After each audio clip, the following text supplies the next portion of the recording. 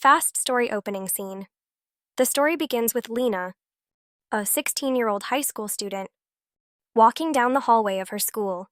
Her eyes are heavy with worry, her movements slow and hesitant. Every step feels like a battle. She's been struggling with a bully, Evan, whose relentless taunts and manipulations have left her isolated and withdrawn. At home, Lena's stepmom Marissa is her only confidant. Her father is often away for work, and Marissa has always appeared warm, understanding, and eager to fill the maternal void in Lena's life. But all is not as it seems. Scene 1, the confession. Lena is sitting on the couch in the dimly lit living room. Marissa is beside her, leaning forward, her eyes filled with concern. Lena, I just don't know what to do anymore. Evan won't stop. He's everywhere at school online. He knows how to twist everything to make me look weak. I feel like I can't breathe. Marissa reaches out, placing a comforting hand on Lena's shoulder. Marissa, oh, sweetheart, why didn't you tell me sooner? I had no idea it was this bad. I promise we'll figure this out together. Lena looks at her stepmom, relief washing over her face for the first time in weeks. Lena, thank you. I really needed someone to understand. The escalation. The bullying gets worse. At school, Evan mocks Lena in front of her peers, spreading rumors and sabotaging her projects. In gym class, her sneakers are stuffed with glue. Online, her inbox is flooded with cruel messages. Late one evening, Lena sits in her room, staring at her laptop. The messages from Evan feel like knives cutting deeper into her already fragile confidence. She closes the laptop and heads downstairs to find Marissa in the kitchen. Lena, Marissa, it's getting worse.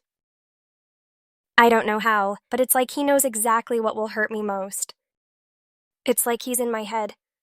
Marissa looks up from chopping vegetables, her expression unreadable. Marissa, maybe he just senses your vulnerability, Lena. People like him thrive on weakness. Have you tried standing up to him? Lena, I've tried. It doesn't work. It's like he knows I won't fight back. Marissa sighs, setting down the knife. Marissa, sometimes you have to be stronger than you feel. But don't worry, Lena, things will get better. Trust me. Scene 3, the discovery. Lena decides to confront Evan. She waits after school one day, determined to ask him why he's targeting her. She finds him near the bike racks, scrolling on his phone. Lena, why are you doing this to me? What did I ever do to you? Evan looks up, smirking. Evan, doing what? You're the one who makes it so easy. Besides, you're the one who wanted me to push her limits. According to your stepmom. Lena freezes. Lena, what are you talking about? Evan pulls up his phone, showing Lena a series of texts from Marissa. Evan, she told me to challenge you. Said it'd build your character. Guess she didn't mention that part to you. The world spins around Lena. She grabs the phone, reading the messages in disbelief. Scene 4, the confrontation. Lena storms into the house, clutching her backpack tightly. Marissa is lounging in the living room, flipping through a magazine. Lena, how could you?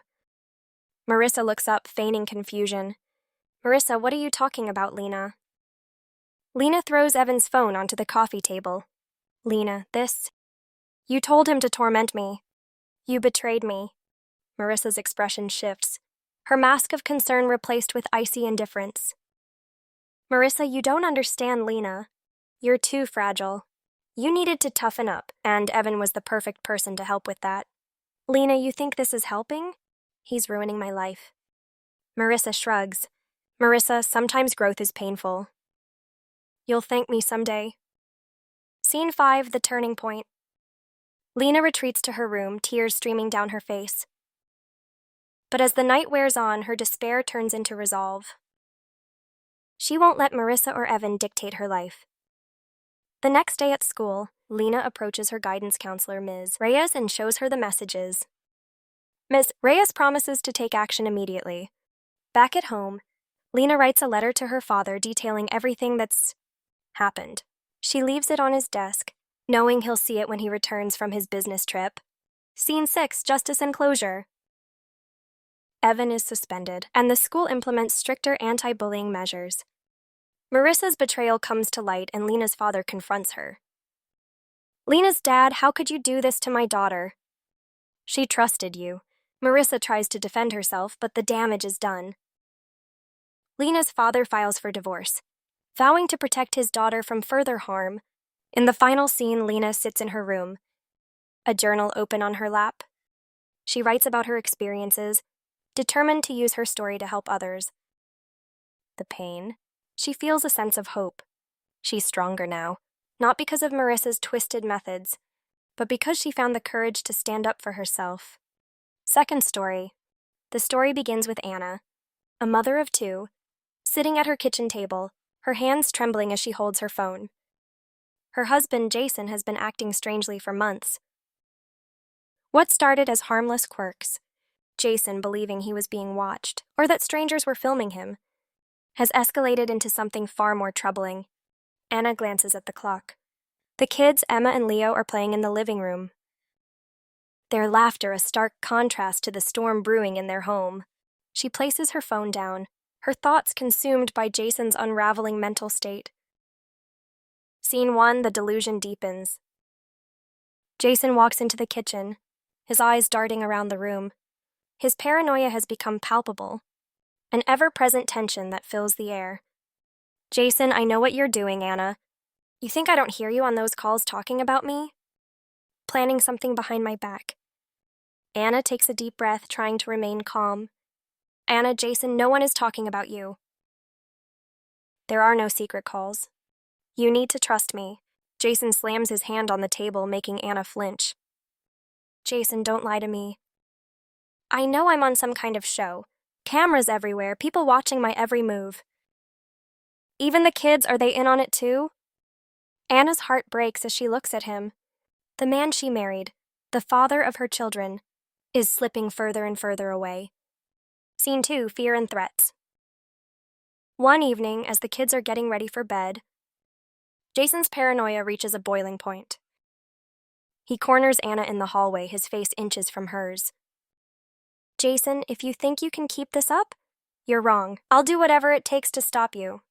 Anna's voice shakes as she tries to de-escalate the situation. Anna, Jason, please. You're scaring me. The kids are right there. Jason glares at her, his voice low and menacing. Jason, I don't care who hears. If you don't stop lying to me, I'll choke the truth out of you. Behind them, Emma and Leo peek out from their bedroom, their faces pale with fear. Scene 3, the breaking point.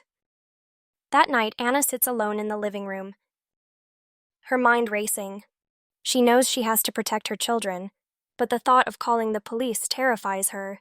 Jason's delusions have taken control, and she no longer recognizes the man she once loved. She looks at a photo on the mantel, a family vacation from years ago. Jason is smiling, carefree, with his arms around Emma and Leo. Tears blur her vision. She picks up her phone and dials 911. Anna, I need help. My husband is threatening me, and I'm afraid for my kids. Scene 4, the arrest. The sound of police sirens pierces the night. Anna stands at the door, clutching Emma and Leo close, as officers escort Jason out in handcuffs. Jason struggles against their grip, shouting incoherently about the show, and how this is all part of the script. Emma clings to Anna, her small voice trembling. Emma, is Daddy going to be okay? Anna kneels down, cupping her daughter's face. Anna, I don't know, sweetie, but we're going to be okay. I promise. Scene 5, healing begins. In the weeks that follow, Jason is placed in a psychiatric facility for evaluation. The doctors diagnose him with a severe mental illness, exacerbated by untreated stress and possible trauma. Anna visits him, her emotions a mix of anger, sadness, and a lingering love for the man he once was. Anna, Jason, you need help. This isn't you. The kids and I, we need you to get better. Jason looks at her, a flicker of recognition in his eyes. For the first time in months, he seems lucid. Jason, I'm sorry, Anna. I don't know what's real anymore, but I'll try. For you, for the kids. Scene 6, a new normal. Back at home, Anna focuses on rebuilding a sense of safety for Emma and Leo.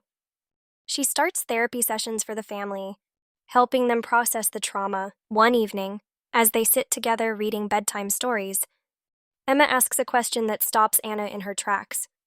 Emma, will Daddy ever come home? Anna hugs her tightly. Anna, I don't know, sweetheart. But no matter what happens, we'll always be a family. And I'll always protect you. Final scene. Strength in moving forward. Months later, Anna receives a letter from Jason. He writes about his treatment, his regrets, and his hope to one day make amends. Anna reads it in the quiet of her bedroom, tears streaming down her face. She places the letter in a drawer, a symbol of both the pain and the love they shared. As she turns off the light, she feels a sense of peace. Anna knows the road ahead will be difficult, but she's no longer afraid. She's found her strength not just for herself, but for her children.